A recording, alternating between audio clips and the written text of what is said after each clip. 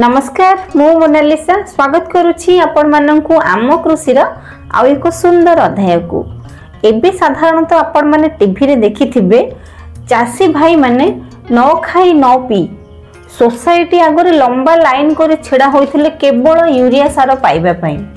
आजिर video रे हमें आलोचना करिबा जदि हमकु सठिक समय रे यूरिया सार न मिले ताहेले हमें यूरिया सार परिवर्ते आउ केउ प्रकार सार आम जमी रे प्रयोग करि परिबा जहाँकि यूरिया सार अभाव परिलक्षित हबाको दबो नाही। यूरिया सार जेउ काम सेही सार सेही काम होइथिबा दरकार। आजिर भिडियो रे केवल सेही सार ऊपर आलोचना करिबा। जदि आपण मानक पाखरे आम कृषि रो एही भिडियोटी प्रथम थर पहुंची जे दया करी आम कृषि यूट्यूब चैनल को सब्सक्राइब करिवे। भिडियोटी को अधारु स्किप न करी शेष पर्यंत निश्चित देखिबे कहीं ना एई वर्ष आपण माने देखिथिबे सबु चासी भाई माने केवल यूरिया सार पई सोसाइटी आगे लंबा लाइन करे छेड़ा होइथिले। आगो को जेमिति से असुविधा न हो हमकु एबेटु ही प्रिपेयर हवा पई पड़िबो। तेणु कोई आपण माने जदि एही वीडियोटी स्किप कर देबे आपण केमिति जानिबे आमे अलगा केउ सार पकेबा यूरिया सार बदल रे जहां यूरिया सार रो कमी पूर्ण करतबो बा यूरिया सार रो अभाव हबाकू दबो नै। तेबे चलंतु देर न करी कथा हबा यूरिया सार सठिक समय न मिलिले आमे कौन करिबा। साधारणतः यूरिया सार पकेइबा द्वारा गछर वृद्धि सठिक भाबे होई थाए, गछ सबुज सुंदर देखा जाय थाए, गछरे फोटोसिंथेसिस प्रक्रिया सठिक भाबे होई थाए। किंतु जदि यूरिया सार न मिले आमे कोन चाष छाडी देबा ना। मो मतरे आम मानक माइंड भितरे एया रही जाईची कि जदि आमे यूरिया सार आम धान जमी रे पकेइबा नाही आम धान अमल कमी जीवो, आमे अधिक धान अमल करि परिबा नाही। एही माइंड सेट को हमको चेंज करिया पई हबो। जदि आगो को यूरिया सार न मिले आमे तो आगे चाष छाड़ी परिबानी। तेणु करी हमको यूरिया सार को छाड़िया पई पड़िबो।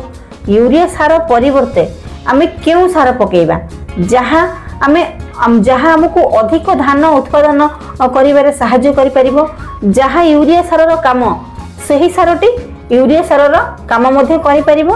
हमको सही सार पकेया पई पड़िबो। तेबे यूरिया परिवर्ते आमे जदि अमोनियम सल्फेट को व्यवहार करिबा ताहेले बहुत भलो आज्ञा। अमोनियम सल्फेट रे मध्ये 20.5% नाइट्रोजन एवं 23% सल्फर अमोनियम फॉर्म रे रहिछि। एहा को व्यवहार करिबा द्वारा हमको इंस्टेंट रिजल्ट मिल थाए आज्ञा। इंस्टेंट माने आमे संगे संगे एहार रिजल्ट पाई परिबा जदि आमे अमोनियम सल्फेट को व्यवहार करिबा। जदि पर एकर पिछा आमे देखिया पई गले अमोनियम सल्फेट हमर पर एकर पिछा 25 केजी आज्ञा दरकार होई थाए।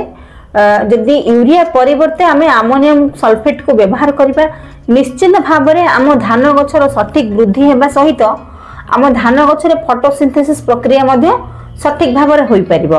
जदि ठीक समय रे यूरिया सार न मिले ताहेले आपण माने अमोनियम सल्फेट को एहार विकल्प भाबरे नै परिबे। अमोनियम सल्फेट को आपण सॉइल एप्लीकेशन करि परिबे, ता छडा आपण को जमी रे स्प्रे मध्ये करि परिबे। एहार इंस्टेंट रिजल्ट आसी थाए आज्ञा। तेणु करी आपण मानन को निश्चित भाबरे भलो फायदा मिलिबो आपण को चाष जमी रे जदि आपण अमोनियम सल्फेट को प्रयोग करूछंती। जदि थरे आपण थरे गोटे जमी रे परीक्षा करी के देखंतु निश्चित भाबरे आपण यूरिया को भूली अमोनियम सल्फेट को आपणे परिबे। एहार बाजार रेट आज्ञा 25 केजी यदि आपण 25 केजी बाजार रेट देखिबे 1400 टंका रहिथिला बेले 1 केजी आपण 56 टंका रे पाई परिबे।